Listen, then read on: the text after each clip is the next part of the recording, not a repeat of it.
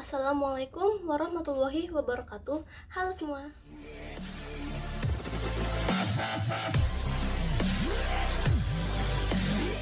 Nama saya Farah Hanidah Fadilah dari kelas 7C.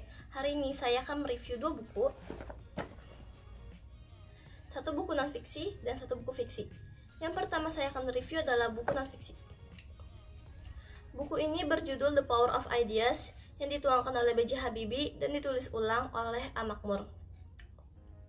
Cover atau tampilan dari buku ini bagus, tulisan judulnya nyata, jadi gampang dilihat, dan ada foto B.J. Habibie atau mantan Presiden Indonesia yang ketiga. Kemudian, buku ini memiliki 7 bab, dan setiap bab itu memiliki beberapa subbab. Saya akan membacakan babnya. Bab 1, gaya hidup dan teknologi. Bab 2, keislaman. Bab 3, iptek, SDM, dan industrialisasi. Bab 4, nilai tambah dan biaya tambah. Bab 5, keindonesiaan. Bab 6, cinta.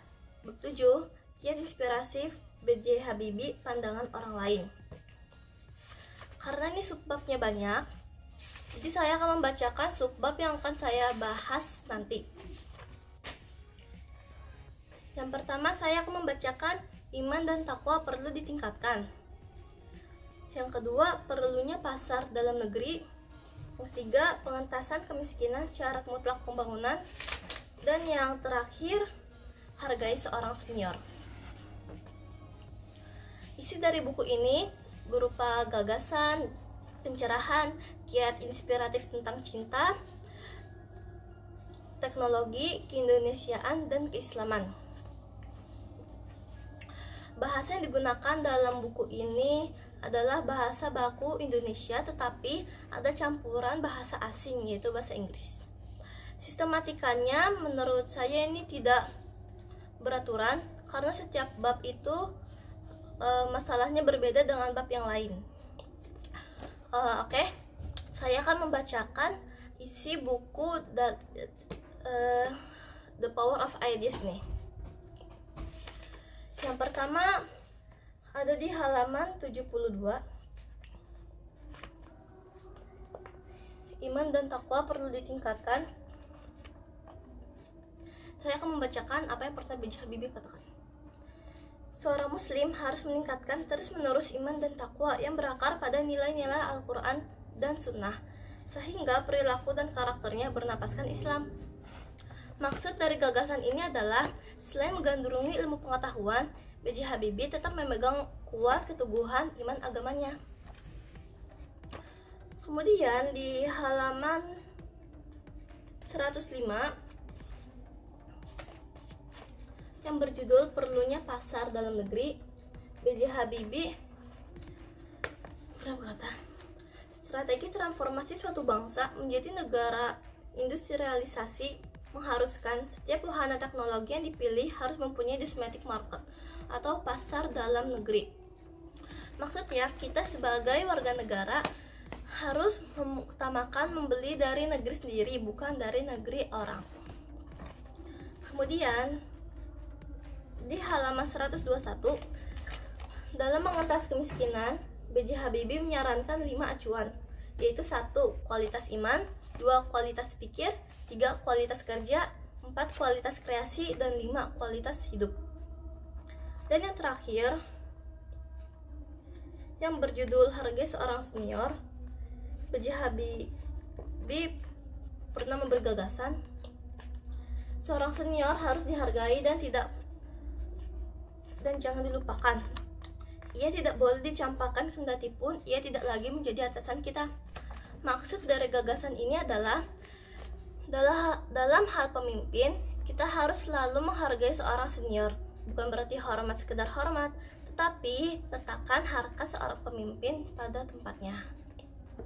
Sekian review dari buku non-fiksi The Power of Ideas.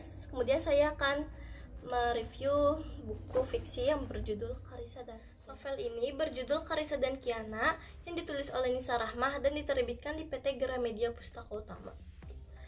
Cover atau tampilan dari novel ini warnanya manis, dan tulisannya tidak nyata, bukan seperti yang buku non fiksi tadi. Kemudian ada dua gadis, yang ini adalah Carissa dan yang ini adalah Kiana. Di belakangnya juga ada hipnosisnya. Kemudian buku ini tidak memiliki daftar isi, melainkan langsung ke ceritanya. Tokoh dalam novel ini sangat banyak, tetapi saya akan menyebutkan tokoh-tokoh yang pentingnya saja. Yaitu yang pastinya ada Carissa dan Kiana, seperti judul buku. Kemudian ibu dari Carissa, papa dari Kiana, Rama, dan yang terakhir ada Rico. Tema novel ini bertema kekeluargaan. Bahasa yang digunakan itu bahasa baku, jadi kalau kalian ingin membaca novel ini, kalian nggak perlu ribet-ribet lagi untuk bahasa-bahasa yang kurang dimengerti. Kemudian alur cerita ini alur maju, mulai dari perkenalan, kemudian konflik semakin meningkat, dan semakin lama semakin sedikit dan terpecahkan. Dan sekarang saya akan meringkas isi dari novel Carissa dan Kiana ini. Jadi awalnya Rama dan Carissa bersahabat dekat karena satu organisasi sekolah. Rama ingin mencalonkan diri sebagai ketua OSIS. Di kubu lain terdapat Rico yang juga mencalonkan diri dengan pacarnya Stella sebagai tim sukses. Sayangnya Stella dan Carissa memang sejak lama bersaing. Stella yang dengki pun ingin menjatuhkan tim Rama dengan cara menyebarkan foto fitnah Carissa dan Rama selalu menghilang. Carissa yang marah pun ingin mencari Stella, tapi karena entah Stella kemana, jadi Carissa hanya menjumpai Kiana yang dikenal sebagai sahabat dekatnya Stella. Karena sedang dikuasai emosi, Carissa pun langsung melabrak Kiana hingga akhirnya terjadi kecelakaan kecil dan hingga orang tua Carissa dan Kiana dipanggil. Ibu dari Carissa dan papa dari Kiana semenjak mereka dipanggil, ternyata ada masalah keluarga yang terungkap. Ternyata Carissa dan Kiana adalah saudara satu ayah. Dari insiden itu pula lah Carissa lebih mengenal sosok Rico yang pernah berteman tidak baik dengan Stella. Jadi Stella itu hanya memanfaatkan Rico saja.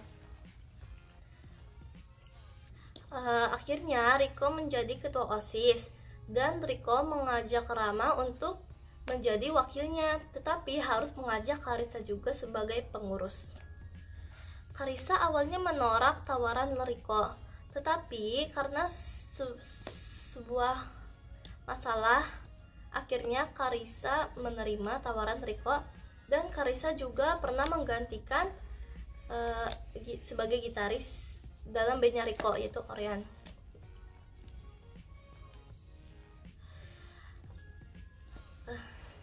Akhirnya itulah awal mula Carissa dan Rico dekat. Karena Rama sedang dijauhi dengan Carissa, jadi Rama lebih dekat ke Kiana. Ya, untuk masalah keluarga yang terungkap, Carissa dan Kiana belum bisa menerima sepenuhnya. Kiana pun terus menghindar dari papanya dan tidak mau memaafkan papanya. Dan juga Kiana tidak mau memaafkan Carissa.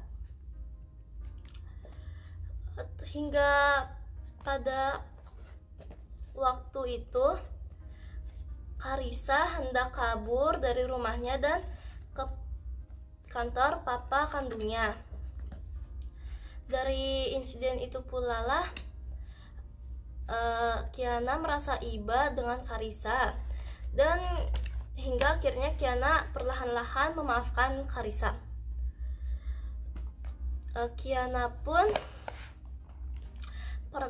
pernah menggantikan musikalisasi puisi antar sekolah Carissa. Carissa pun akhirnya mengerti dan betapa baiknya Kiana, dan akhirnya Carissa juga perlahan-lahan mulai memaafkan Kiana. Hingga hubungan mereka semakin lama semakin mencair dan mereka bersaudara dengan baik. Sebelum saya mengakhiri video ini, saya akan mengomentari 2 buku ini. Yang pertama ada buku non-fiksi yang berjudul The Power of Ideas. Kelebihannya ini bahasa Indonesianya sangat baku, jadi sangat mudah untuk dipahami. Kekurangannya, bagi yang nggak ngerti bahasa asingnya ada di buku ini, contohnya di buku ini ada bahasa Inggris, mungkin kalian akan kesusahan untuk mentranslate itu bagi yang kurang paham bahasa Inggris. Kemudian di novel ini baik-baik aja, tapi ini kekurangannya gak cocok untuk dibaca di umur di bawah 13 tahun karena ini tentang remaja ya, dan di sini juga ada orang ketiganya, tapi saya suka sama novelnya. Sekian review buku non-fiksi dan buku fiksi dari saya, kurang lebihnya mohon maaf, dan wassalamualaikum warahmatullahi wabarakatuh.